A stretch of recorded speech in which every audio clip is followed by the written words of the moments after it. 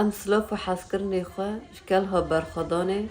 hemû gelê xwe û dostê xwe û ciwanê xwe re em dişînin. Wekî gelê me dizane ev pêvajoyek e Rojavayê Kurdistanê di nava berxwedaniyekê de ye